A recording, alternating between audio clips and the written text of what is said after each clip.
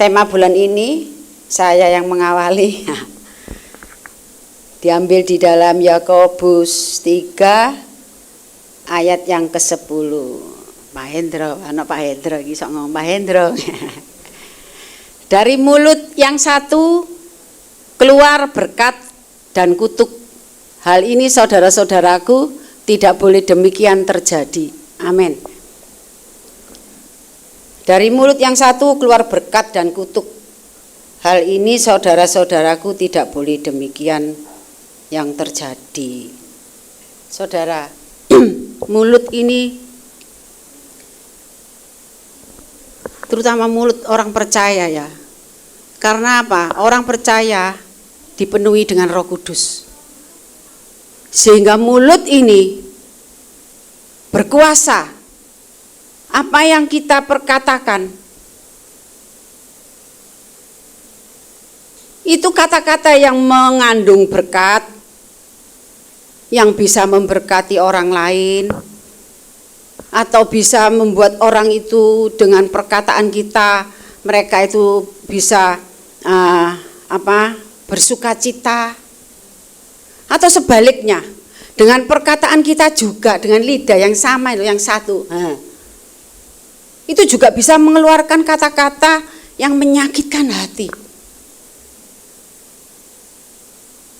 yang bisa mengutuk orang, yang bisa mencelakai orang, bahkan sampai dengan mulut yang sama membuat orang itu bisa bunuh diri.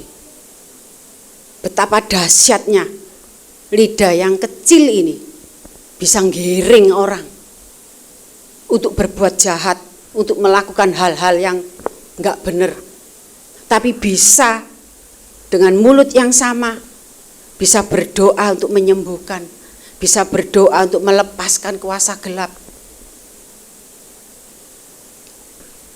Makanya malam ini saya berikan judul mulutmu harimaumu. Mulutmu harimaumu. Itu adalah kata-kata bijak ya, bahwa setiap perkataan yang tidak dijaga bisa berbalik merugikan diri sendiri. Makanya kita orang-orang percaya itu harus bisa menjaga mulut kita, lidah kita untuk berkata-kata. Dalam konteks mulutmu harimaumu di dalam kerohanian itu selaras ya. Prinsipnya Alkitab bahwa lidah memiliki kuasa untuk membangun atau menghancurkan, serta memperingatkan untuk selalu mengendalikan ucapan. Tapi mari sebelum kita bisa menggunakan mulut kita dengan baik, dengan benar, kita harus membereskan hati kita dulu. Karena apa yang meluap dari dalam itu yang keluar dari hati ini, mulut, perkataan ini itu ada di dalam hati semua.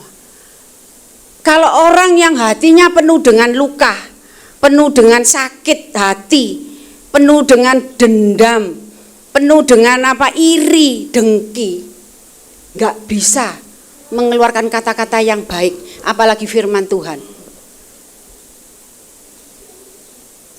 Karena dulu saya sebelum bertobat, saya enggak pernah baca firman, saya enggak pernah mengenal siapa pribadi Tuhan. Saya cuman percaya aja, melok-melok percaya bahwa Yesus itu yang menyelamatkan saya. Tapi untuk yang detail-detailnya saya enggak pernah tahu. Hati saya penuh dengan iri, hati saya enggak mau kalah, penuh dengan kejahatan. Tapi apa yang keluar dari mulut saya sama dari hati saya. Kalau saya melihat orang itu lebih diberkati, lebih pinter, saya iri. Kenapa sama-sama? Kok saya enggak seperti dia? Akhirnya apa yang saya lakukan? Saya menghasut.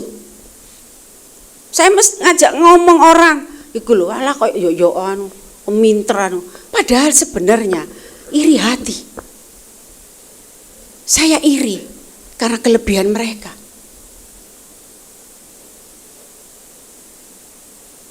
Tapi kalau hati kita dipenuhi oleh firman Tuhan. Hati kita beres dulu. Apa yang dalam hati kita? Mungkin kita merasa kita iri sama orang lain, iri karena sama-sama lulusan sarjana. Dia bisa berhasil, bisa kaya. Saya kok enggak? Iri. Ada orang beli ini, saya sampai sekarang kok enggak bisa beli, enggak punya apa-apa. Iri. Itu harus kita lepaskan, kita harus keluarkan semua. Minta Tuhan lepaskan. Sehingga tidak ada lagi hati ini penuh dengan iri, benci, sakit, dendam, pahit. Biar hati kita ini benar-benar bersih. Hanya Roh Kudus yang memenuhi hati ini. Sehingga apa? Roh Kuduslah yang mengendalikan mulut kita. Walaupun kita disakiti, kita nggak bisa ngomong. Karena apa? Karena Roh Kudus yang taruh hal-hal yang baik. Karena Tuhan menciptakan semuanya dari semula itu baik semua. Mari kita belajar untuk apa? Untuk membersihkan hati dulu. Hati kita harus bersih. Baru mulut kita bisa dikendalikan. Tapi kalau ini belum, sulit untuk mengendalikan. Karena apa? Hati ini penuh dengan, yaitu tadi. Akhirnya yang keluar meso. Kon delok nae apa nyumpain. Ngerasani. Tapi kalau kita benar-benar hati kita sudah dibersihkan, ada Roh Kudus di dalam, terus diisi dengan firman Tuhan. Marah pun yang keluar dalam nama Yesus nggak bisa ngomong. Untuk apalagi jelek-jelekan, apalagi ngutuk, apalagi walaupun kita sakit hati sama anak-anak sudah nyakiti kita soro, kita nggak bisa mengeluarkan kata yang jelek. Sampai saya itu pernah begini ya, anak saya itu menyakitkan saya sekali. Sampai saya nangis, Tuhan, kalau gak karena Engkau Tuhan, mungkin aku sudah gak punya anak, gak paten Tuhan. Sampai saya seperti itu. Tapi saya puji Tuhan, mulut saya dikendalikan oleh Roh Kudus. Karena apa? Hati saya penuh dengan firman Tuhan. Sehingga waktu saya disakiti, waktu saya itu marah sama anak saya cuma bisa berdoa, Tuhan ampuni anakku. Tuhan aku mengasihi dia Tuhan. Curahkan roh petobatan buat anakku, biar dia bertobat Tuhan. Biar dia mengenal kasih-Mu, biar itu yang keluar dari mulut kita. Tapi kalau kita selalu nyimpen sakit hati, terutama iri ya saudara. Iri ku ketokane mek telung huruf. Tapi itu membuat kita itu bisa menyakiti orang lain dan menyakiti diri kita sendiri. Dengan iri. Kita nggak bisa menghargai orang lain. Kita nggak bisa melihat orang lain berhasil. Karena iri yang sudah menguasai hati kita.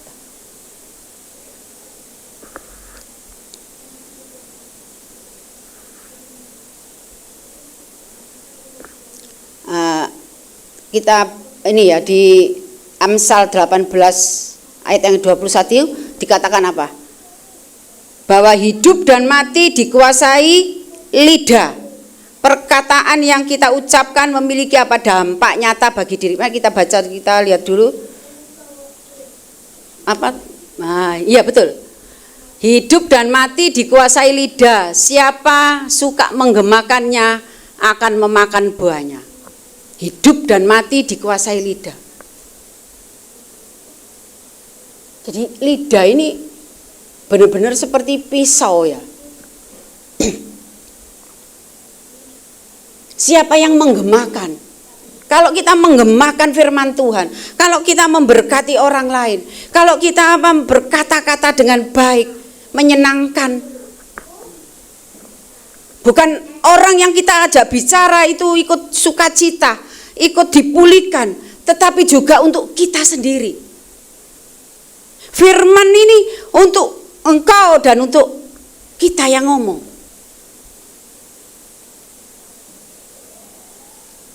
Maka kita harus belajar apa? Mengendalikan lidah kita. Saya percaya kok, orang yang hidupnya dipenuhi Roh Kudus dan orang yang selalu dipenuhi untuk merenungkan firman Tuhan, selalu berdoa, pasti bisa. Pasti bisa. Karena apa? Karena ada yang ngerem. Ada yang ngerem. Saudara, kalau dulu tahu saya, waduh, lidah saya ini paling tajam, paling menyakitkan orang. Karena apa? Juga kumpulan saya orang-orang seperti itu, yang selalu kata-katanya yaitu tadi, kata-kata yang kotor, kata-kata yang aduh. Sampai kalau sekarang ini saya ada orang yang ngomong seperti yang dulu saya katakan, saya rasanya risih, jijik. Beda memang, beda saudara. Saya nggak pengen dengar kata-kata itu.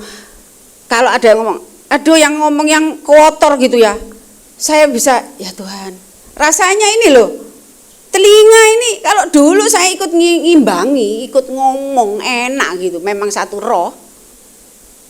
Sudah rohnya beda sekarang sama yang kayak dulu dengan suara-suara seperti itu, menikmati gitu.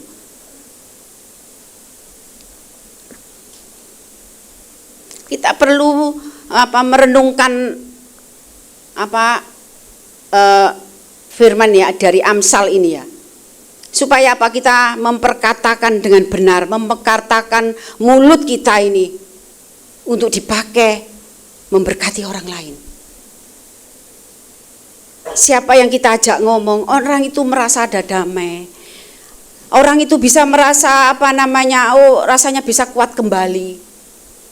Merasa bahwa dia, ya aku enggak seperti ini, aku bisa dipulihkan. Dia bisa ikut ngomong seperti itu gitu. Jangan kita pakai omongan kita ini untuk melemahkan orang lain, mengutuki orang lain. Kon gak mungkin iso, gak iso. Ada kayak saya pernah lihat di video kayak diuji, ada uji coba tanaman ada dua, yang satu sama-sama besarnya, suburnya sama, tapi di situ ditulisi setiap orang harus memperkatakan kutuk untuk tanaman. Yang satu harus memperkatakan tanaman itu untuk berkat gitu. Subur, waduh bagus, pokoknya kata-kata yang baik. Itu diuji coba selama 3 bulan kalau enggak salah. Loh, yang dikutuki itu bisa layu, enggak bisa bertumbuh dengan bagus. Tapi yang diberi kata-kata dengan kata-kata berkat, kata-kata yang mengasihi untuk tanaman, ini cuma tanaman loh ya. Dia bisa tumbuhnya beda sama yang selalu dikutuki. Wes mati kon, wes garing-garing kon, wes kon gak kira kon berhasil. Sama-sama waktu disirami itu sama-sama gitu. Tapi dia ndak bertumbuh. Dia semakin layu. Akhirnya kan bisa mati. Begitu juga dengan kita. Awas dengan mulut kita, terutama pakai mulut kita untuk memberkati orang-orang yang kita kasih nomor 1 dan sekeliling kita. Supaya orang yang dekat dengan kita ikut sukacita, ikut sama seperti kita, merasa dia itu kuat lagi, merasa dia sanggup, merasa dia aku sanggup, aku bisa. Dia bisa semangat lagi hidupnya. Lidah yang sama. Coba orang yang sama-sama di ICU, yang satu nggak punya semangat hidup, yang satu punya semangat hidup. Yang punya semangat hidup pasti bisa sembuh. Yang nggak punya pasti cepat mati. Makanya kita harus menjadi anak-anak Tuhan, menjadi hamba-hamba Tuhan. Jangan melemahkan iman orang, jangan melemahkan semangat orang, tapi pakailah mulut kita itu untuk membuat mereka itu semangat lagi, membuat mereka itu masih sanggup hidup, masih bisa ngurusi anak-anaknya, bisa semangat lagi untuk cari uang. Jangan melemahkan. Kon gak kerja-kerja, wis kon anu ae, nganggur tok. Loh. Tambah males. Kita dipakai, lidah kita ini diurapi Tuhan, saudara. Kita itu diberi kuasa sama Tuhan. Ya mulut ini loh, yang penuh dengan Roh Kudus, penuh dengan firman. Firman itu perkatakan. Untuk mengalahkan setan apa kita diem?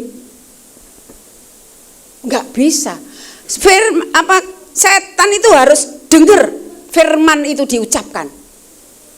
Untuk membatalkan, untuk mematahkan pekerjaan iblis. Itu kita harus berkata-kata, harus bersuara.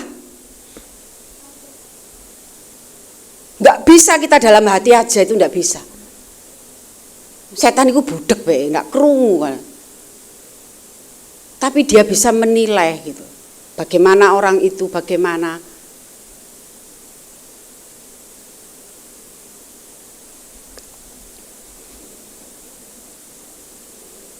Kita harus memiliki dampak nyata bagi diri sendiri maupun bagi orang sekitarnya. Dengan mulut yang sudah diurapi Tuhan. Ada kuasa yang bekerja dari mulut kita itu.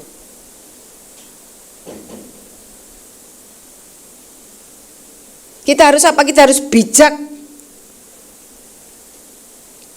untuk belajar menyaring ucapan sebelum berbicara. Kita harus bisa nyaring ucapan-ucapan mana yang diperkatakan ini untuk orang itu. Nggak asal ngomong gitu ya. Orang bisa bertumbuh di dalam Tuhan itu melihat keseharian dalam, terutama kita lihat perkataan itu. Apa yang dikatakan? Kalau masih didik, nasi penco, masih ada binatang yang keluar, ya repot, itu tetap belum berubah dia, belum dipenuhi Roh Kudus.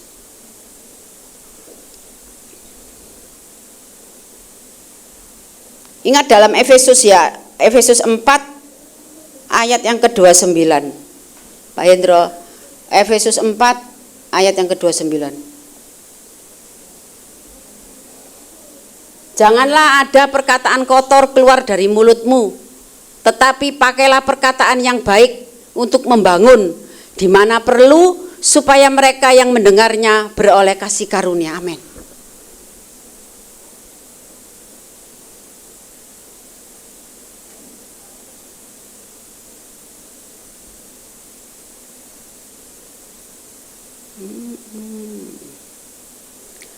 Janganlah ada perkataan kotor keluar dari mulutmu, tetapi pakailah perkataan yang baik untuk membangun. Jangan ada perkataan yang kotor dari mulutmu, tetapi perkataan yang membangun. Membangun diri kita sendiri, juga membangun orang lain. Supaya mereka yang mendengarnya beroleh kasih karunia. Kalau kita, apalagi yang kayak saya ya, dipercaya untuk menyampaikan kebenaran firman Tuhan, tetapi di rumah perkataan saya nggak sesuai dengan apa yang saya sampaikan, apa enggak di sekitar saya alah ngomong tok, nggak memberkati.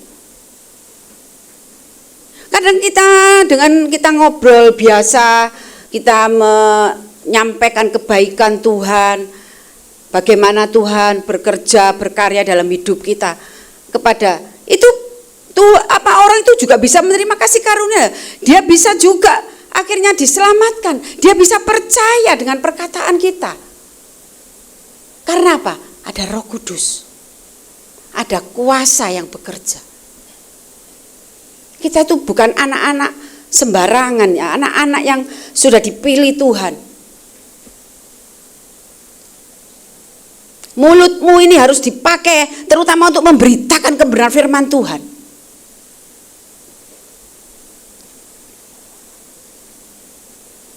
Saudara, memang memang enggak segampang kita mengatakan seperti ini.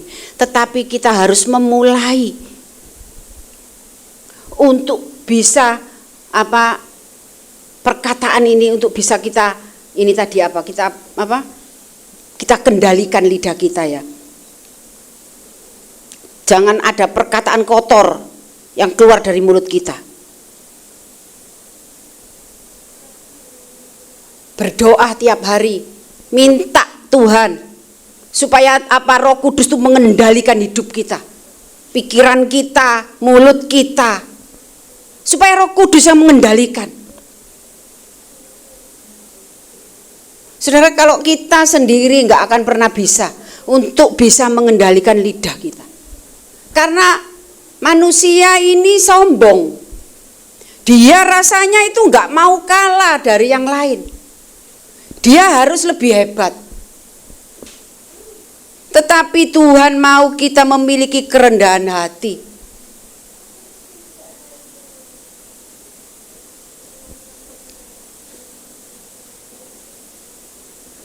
Doa sebagai kendali, meminta hikmat Tuhan. Agar apa? Agar diberikan kemampuan untuk mengendalikan lidah. Minta Tuhan hikmat untuk bisa mengendalikan lidah. Saya dulu nggak bisa, saudara. Tapi sekarang saya itu jujur, memang rasanya manusiawi ya. Rasanya aduh, aku mau ngomong ini rasanya lega. Iku lak wis ngilokno aku lak lega sih, lek hati iki wis sakit, wis muangkel. Rasanya kalau keluar kata-kata yang bisa membuat orang itu ikut mangkel, itu rasanya wis puas gitu ya. Tapi sekarang enggak, saudara.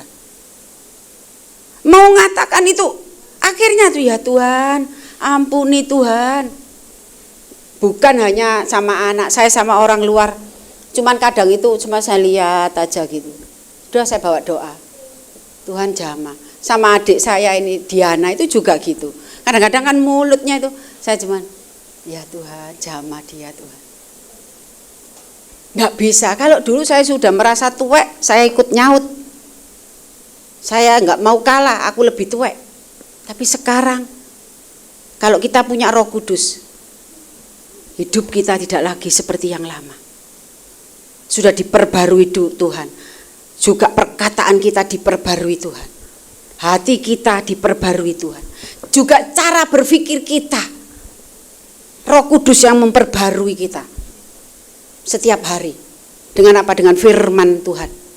Seperti yang tadi Maria katakan ya. Firman itu hidup. Yang bisa mengubah kita. Yang dulunya kita bejat, Tuhan bisa ubah menjadi orang yang baik. Bahkan memberkati orang lain dengan cara hidupnya. Firman Tuhan itu jangan pernah ditinggalkan. Dan jangan didiamkan. Kita harus selalu memperkatakan firman Tuhan. Karena seseorang kadang-kadang itu merasa sendiri, merasa kesepian, itu pasti timbul. Karena apa? Karena manusia itu pinginnya itu ada yang ada yang umpama ini, ada yang mengasihi, ada yang menyayang gitu ya. Tetapi kalau kita melekat sama Tuhan dan ada firman Tuhan, itu menguatkan gitu. Menguatkan. Sehingga apa yang dikatakan, yang saya katakan ini, Tuhan terima kasih Tuhan. Terima kasih. Tuhan sudah memampukan aku membesarkan anak-anakku. Sampai anak-anakku sekarang sudah dewasa semua.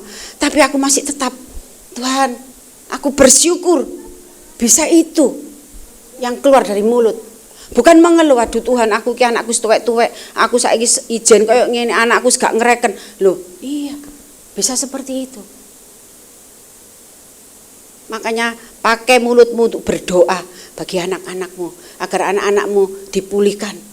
Agar anak-anakmu hidup di dalam firman Tuhan. Saya waktu lihat film itu ya, anak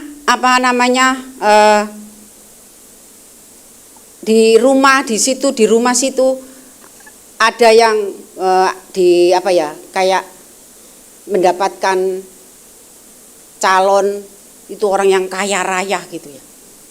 Akhirnya dengan orang yang kaya raya ini semua bisa dipulihkan, itu secara film ya. Semua itu bisa akhirnya kehidupannya baik gitu. Saya akhirnya lihat film itu kadang-kadang sering saya ini kan sama Tuhan, Tuhan apalagi Engkau ya Tuhan. Tuhan katakan satu orang di keluargamu, di rumahmu, satu diselamatkan, seluruh keluarga, seluruh rumah diselamatkan. Itu Tuhan. Manusia aja bisa. Kalau mereka bisa membuat keluarganya itu hidupnya enak semua. Hidupnya bisa dihormati orang hanya karena orang yang satu ini. Apalagi Tuhan kita yang sudah menyelamatkan kita. Pasti janjinya itu ya dan amin. Makanya kita terus ya belajar. Dalam Yakobus 3 ayat yang kelima dikatakan di sini apa? Demikian juga lidah, walaupun suatu anggota kecil dari tubuh, namun dapat memegahkan perkara-perkara yang besar. Lihatlah, betapapun kecilnya api, ia dapat membakar hutan yang besar. Api yang kecil bisa membakar hutan yang besar. Begitu juga lidah kita yang kecil bisa membuat orang bunuh diri, bisa membuat orang putus asa karena perkataan kita. Karena lidah ini loh, bisa membuat orang meninggalkan keluarganya. Karena apa? Karena lidah yang terus menghasut. Yang bisa lidah bisa memecah belah keluarga. Karena lidah juga hubungan suami istri bisa enggak baik, bahkan bisa sampai bercerai. Saudara-saudara yang dikasihi Tuhan, mari kita mulai belajar menggunakan lidah kita dengan benar. Karena dengan lidah kita bisa mengutuk orang lain. Juga dengan lidah kita bisa memberkati orang lain.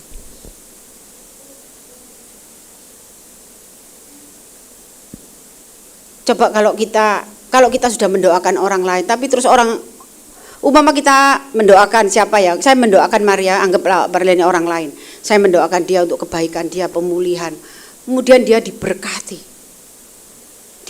sama Tuhan. Kalau saya masih iri, masih ada hati yang iri. Saya lihat lu tak doano berhasil. Akhirnya apa? Merasa kita ini, aku kok pancet ngene. Iku lho lek gak tak doano. Gak mungkin uripe koyo ngono. Padahal itu karya Tuhan. Tapi kita sudah sudah mempunyai iri hati itu. Akhirnya iblis yang memberikan akhirnya pikiran-pikiran yang jahat itu tadi. Makanya mari terus kita belajar sama Tuhan ya, supaya supaya hidup kita itu semakin hari dipulihkan dan membawa orang-orang untuk diberkati juga melalui kehidupan kita, melalui perkataan kita. Mereka bisa ada sukacita, mereka bisa senang untuk mendengar firman dengan mulut kita. Saya kira firman Tuhan cukup sampai di sini. Biarlah mulut kita ini benar-benar mulut yang diurapi Tuhan. Mulut yang selalu memperkatakan berkat. Bukan hanya untuk diri kita sendiri, bukan hanya untuk keluarga kita sendiri, tetapi untuk orang lain, untuk banyak orang. Firman Tuhan diberitakan. Tapi pulihkan hati dulu, bersihkan hatimu dulu, supaya apa yang dikatakan firman itu bisa kita kerjakan, kita lakukan. Terima kasih, Tuhan Yesus memberkati.